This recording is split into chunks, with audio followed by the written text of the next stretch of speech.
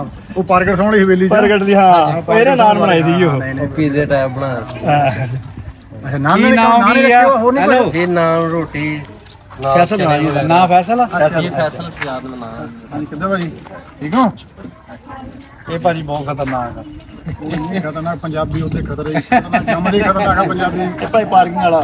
ਸਾਫ ਤੇ ਕੱਟਾ ਜੌਕੜੀ ਮਾਰ ਕੇ ਅਸੀਂ ਮੋਟਰਸਾਈਕਲ ਪਾਰਕਿੰਗ ਵਾਲੀ ਗਰਾਊਂਡ ਆਪਣੀ ਉੱਥੇ ਬੈਠਾ ਨਹੀਂ ਹੈ ਹਾਂਜੀ ਉਹੀ ਨਹੀਂ ਹੁਣ ਖਾਣਾ ਖਾਦਾ ਆਇਆ ਵੈਸੇ ਮੈਨੂੰ ਬੜਾ ਚੰਗਾ ਲੱਗਾ ਜੇ ਤੂੰ ਸਰਵਿਸ ਵਧੀਆ ਬਣੀ ਨਾ ਤੇਰੀ ਫੀਲਿੰਗ ਹੋਈ ਕਿ ਬੰਦੇ ਨੇ ਦਿਲੋਂ ਹਾਂਜੀ ਹਾਂ ਨਹੀਂ ਬੜੀ ਗੱਲ ਕੋਈ ਤੇਰੇ ਕੋਲ ਖਾ ਕੇ ਜਾਵਾਂਗੇ ਆਣਾ ਫੇਰ ਵੀ ਖਾਵਾਂਗੇ ਖਾਵਾਂਗੇ ਹੁਣ ਅਸੀਂ ਖਾ ਕੇ ਆਏ ਆ ਨਾਲੇ ਹੁਣ ਮੈਚ ਹੋਣੇ ਆ ਤੇ ਆਪਾਂ ਮੈਚ